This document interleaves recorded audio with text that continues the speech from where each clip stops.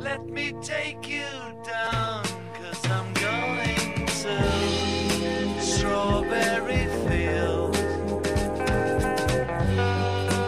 Nothing is real, and nothing to get hung about. Strawberry Fields forever.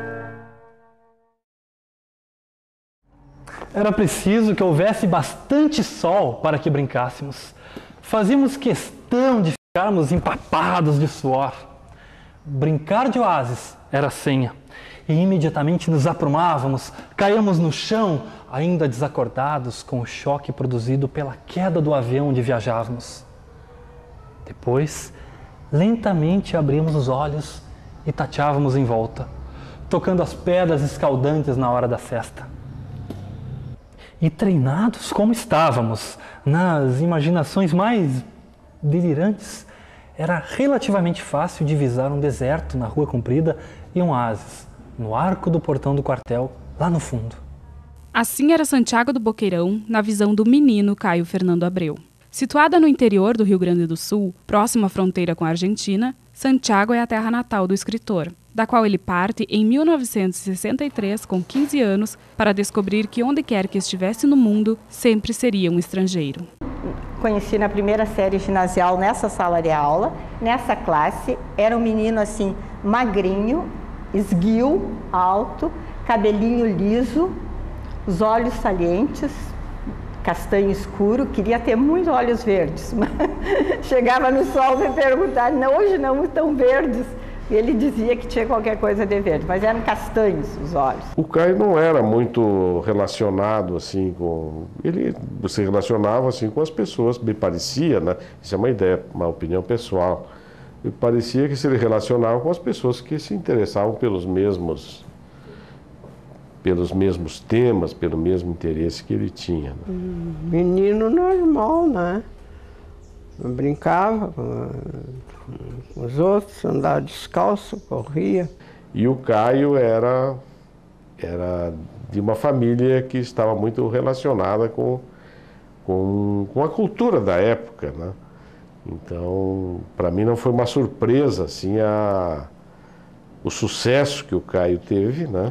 Porque ele sempre foi, desde menino, ele sempre foi ligado à cultura, aos livros, né? E havia um ambiente familiar próprio para isto. Começou a fazer história bem pequeno, bem pequeno. Eu não sei a idade, mas bem gurizinho. O Caio, desde pequeno, ele tinha o dom da literatura. Era nato. Ele tinha uma imaginação muito grande, muito fértil. Ele brincava e falava com as palavras como... É impressionante. 1,80 m, 18 anos. Em 18 anos, 6 meses, 4 dias, 16 horas e 20 minutos. Em breve, 21. Nesse amontoado de características, 60 quilos de magreza e solidão. Em Porto Alegre, Caio publica seu primeiro artigo para a revista Nova, O Príncipe Sapo, onde já se observa o que vai marcar seu estilo de escrita, retratando sentimentos, identidade e comportamento. Um quebrador de regras, vamos dizer, que tu pode ver nos livros e nos textos dele, né? Gostava de transgredir regras, gostava de provocar, às vezes até arrogante. E durante o período do ginásio isso foi se firmando e ele foi se sentindo que Santiago não comportava mais, não comportava na época atitudes assim. Com uns 16 anos, né, ele estudou aqui, viveu a infância dele aqui. Com 16 anos ele já foi para Porto Alegre, né, para começar os estudos, né, nas faculdades de letras e artes, né, mas não concluiu nenhuma das duas, se dedicando a escrever. Ele foi para Porto Alegre antes de mim, para estudar. A gente tinha que sair da região, aqui não havia possibilidade, não havia universidade por aqui.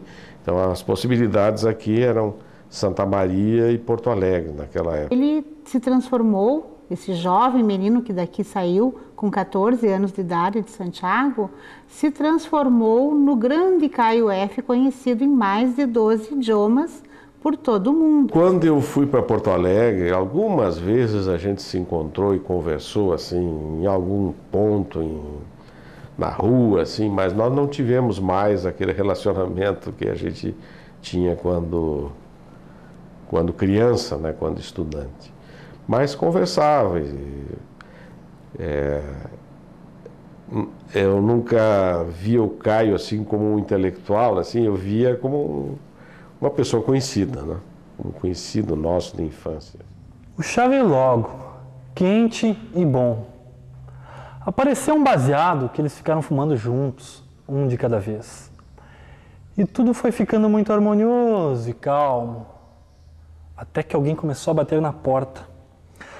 Tão forte que pareciam pontapés, não batidas. Lá no quarto, o rapaz de blusa vermelha sonhou que deslizava suavemente sobre uma superfície dourada. Não sabia ao certo se era algum dos anéis de Saturno ou alguma das luas de Júpiter. Talvez Titã. Em 68, Caio chega em São Paulo para fazer parte da primeira equipe da revista Veja. Participa de movimentos e reuniões contra a ditadura e acaba sendo perseguido pelo DOPS, Departamento de Ordem Pública e Social. Refugia-se na Casa do Sol da poeta Hilda Hilst, onde inicia seus estudos esotéricos e escreve partes do livro que será publicado em 1970. No Inventário do Irremediável, que é o seu primeiro livro, ele despertou muitíssimo interesse da crítica especializada. Inclusive agora, faz poucos meses, uma moça em São Paulo lançou um livro, que é seu trabalho de conclusão de mestrado, né, falando do autor do Inventário do Irremediável. Tá? Então, e vendeu muito, quer dizer, se há consumo, vamos dizer, deste livro, é porque aquilo que está sendo dito, né, toca e sensibiliza o outro que está vivendo nesse tempo, não importa se ele viveu num outro tempo, que ele já passou, que já faz muito que ele faleceu. Importa que aquilo que está escrito toca e sensibiliza o coração das pessoas. Aqui a crítica especializada, né, mostra que ele é uma das grandes promessas da ficção contemporânea. A minha cabeça gira.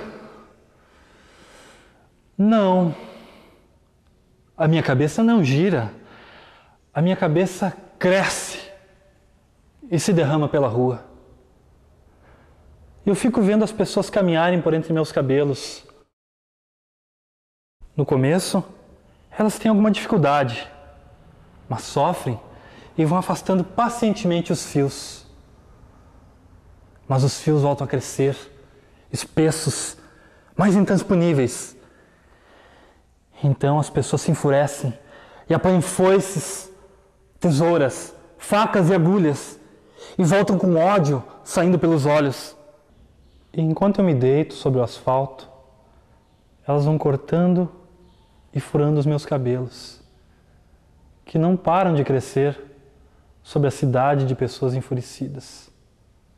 Na década de 1970, Caio vive o sonho hippie. Nessa época, experimenta viver em comunidade no Rio de Janeiro e faz uso de diversas substâncias alucinógenas, como mescalina, LSD e chá de cogumelos.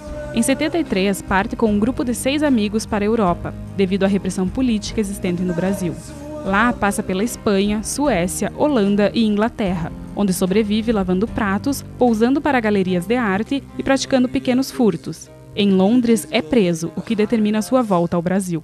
Em 1975, publica O Ovo Apunhalado. Tu tem O Ovo Apunhalado, né, que é um livro que foi editado em 1975, em plena época da ditadura no Brasil, e aqui vocês veem que o Caio teve vários contos cortados pela censura por, digamos, atentado violento ao pudor. E ele cansou de relatar que ele passou por tudo na vida, né? Ele passou pelo mundo das drogas, desde as drogas, a homossexualidade, experimentou de tudo na vida. Graças a Deus não convivi com o período das drogas dele, foi o período que estivemos afastados, porque ele mergulhou fundo nas drogas, LSD. Uma língua molhada, nervosa, entrando rápida pelo mais secreto de mim, para acordar alguma coisa que não devia acordar nunca. Porque devia ficar enjaulada, amordaçada, ali no fundo pantanoso de mim, feito bicho numa jaula fedida, entre grades e ferrugens, quieta, domada, fera esquecida. Embora soubesse que uma vez desperta, não voltaria a dormir.